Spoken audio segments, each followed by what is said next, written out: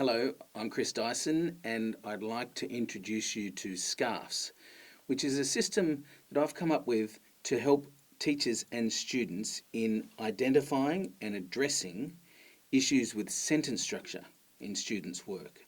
So SCARFS is the result of me looking at students' work and identifying what I think are the 6 most common issues with students' sentence structure, and they're summarised in this handy acronym SCARFS, which incidentally, as a matter of curiosity, is actually the original plural version of the word scarf. It only changed and gave way to scarves in the late 18th century following the lead of half and halves, when half yielded to halves. But we're not here for the origin of words, we're here to talk about sentence structure, so let's get into it. Okay, the first S stands for simple sentences, specifically too many simple sentences.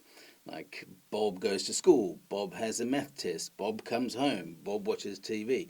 So this can make your writing appear unsophisticated and it can make your ideas seem disconnected. So we'll talk about how to fix that. Next we've got C. Now C stands for comma splices, which can produce run-on sentences. That's the issue here. So a comma splice is where a comma is trying to join up 2 independent clauses and it just doesn't work. It's a bit like a hammock that's only got one pole. There's nothing solid on the other side. So in this example, Bob made a mistake. He used a comma splice. That comma is incorrect. It needs to be 2 sentences or a semicolon or a dash, something else. So that's number 2. Okay, number 3 is a biggie. It's agreement. This is a big problem in student sentences. It leads to ambiguity when there's a lack of agreement within the sentence.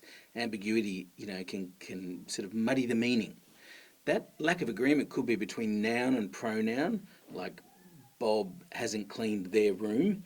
Lack of agreement between subject and verb, like every one of Bob's children were still asleep.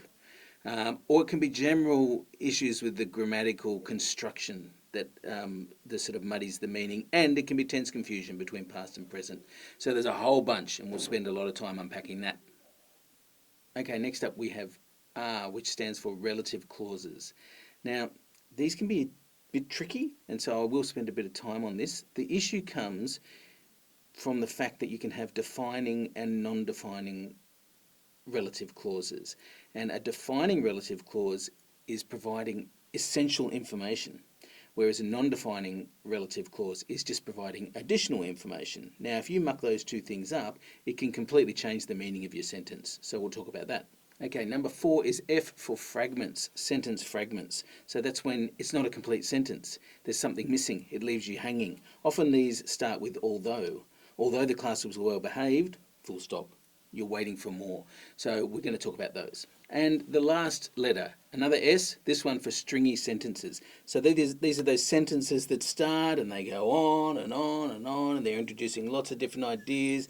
There's lots of ands and buts. And by the time you get to the end, you've got no chance of even remembering where the beginning was of the sentence sometimes. Now that can muddy meaning, and we will talk about that.